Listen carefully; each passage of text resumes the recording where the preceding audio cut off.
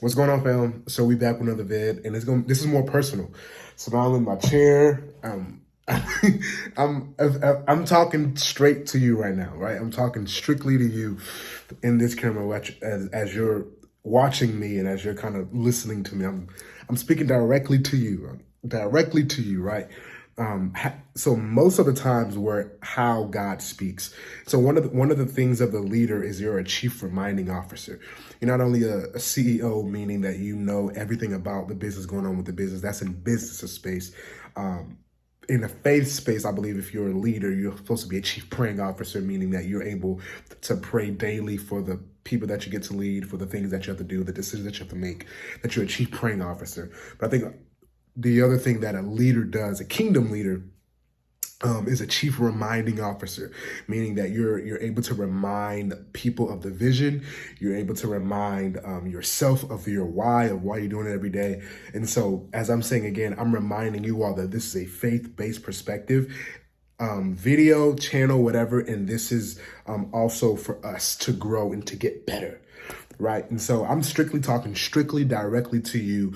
As you see on that caption below, this is the number one thing that you have to know in order for you to do anything great, or in order for you to accelerate, to grow, to get better, to get deeper in God. It's just one thing that you have to do. And so you have to forgive. Yeah, you have to forgive the people. You have to forgive the places. You even have to forgive yourself. That's tough, because guilt and shame and condemnation creeps up every single day, from decisions that you've made, from things that you felt like you should have been doing right now, but you're not doing because of mistakes or because of things that you should have done. And so I'm simply telling you right now that this is the number one thing on your calendar for you to do as you walk into 2023. You have to forgive. And it's hard. It's tough. And I never want to be a person to not tell you the truth in love. But I'm still going to tell you the truth. I'm going to be honest with you. Forgiving is hard. But if you want to be fruitful, you must forgive. If you want to have social proof, that's another word for fruitful. If you want people to see your life is going in an upward trajectory, you have to forgive. So simply, what is forgiveness? It's simply letting the person, the place, the destination, whatever it is, writing it off as bad debt and saying what you did to me no longer has effect on me, on my heart.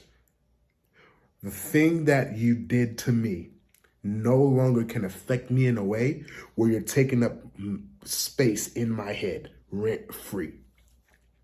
This is the year where you're not allowing people, places, decisions, and things to take up space in your head rent free. And so the number one thing for you to do is to forgive. Forgive your mom, forgive your father, forgive your friend, and even forgive yourself. Forgive yourself for making that wrong decision. Forgive yourself for getting in that relationship. Forgive yourself for not doing what you say you were going to do. Because that's the trick of the enemy, to trip you and to trap you into guilt and to trap you into regret. And so you have to forgive yourself. It happened. You did it. God already wrote it off as bad debt. So now you have to. When he died on that cross 2,000 years ago, he wrote it off as bad debt. And so you have to go into 2023 writing every single thing that people have done to you, said about you, and also what you've done to yourself. You write it off as bad debt.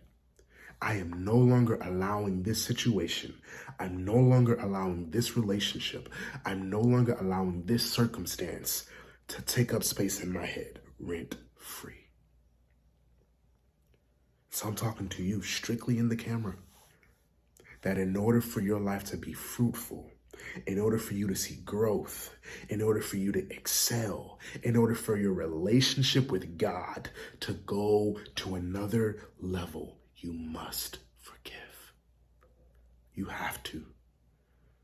Because it's not only hurting you, it's hurting the people, the places, and the things that God has have stored up for you because you're carrying around that in your heart. And so I'm praying for you that you would have the grace and God would give you the strength to write off every single thing that people, places, and even yourself have done to yourself as bad debt. That's all I got for y'all. I wanted to get on and I wanted to encourage you that in order for you to see any fruit, any social proof, any great thing, your heart has to be able and in a place of forgiveness. How many times are we supposed to forgive? 7 times 70. Jesus already wrote it off as bad debt 2,000 years ago. So now he's waiting on you. Love you. I know this is one thing that I had to walk through. I had to walk through this. And God held my hand through this. And I'm in a season, and I'm in a space and in a place because I wrote it off as bad debt. It hurt. They did you wrong. You even did yourself wrong. But you gotta write it off. Gotta let it go. And you can't keep allowing that to be in your heart. And you can't keep allowing that to be in your head. Why did I do this? Why did I get in a relationship? Why did they do that to me? Why? Jesus paid the debt already. So I'm reminding you as someone who's here to help you. This is the number one thing that you have to do for you to see any sort of fruit in your life. I sat down to talk to you, just simply a conversation, to talk to you, to let you know that in order for you to be fruitful, in order for God to do what he wants to do in and through your life freely, you have to write it off as bad debt and live on. Love you. Let's go, fam. Keep going, keep pressing, and keep pushing.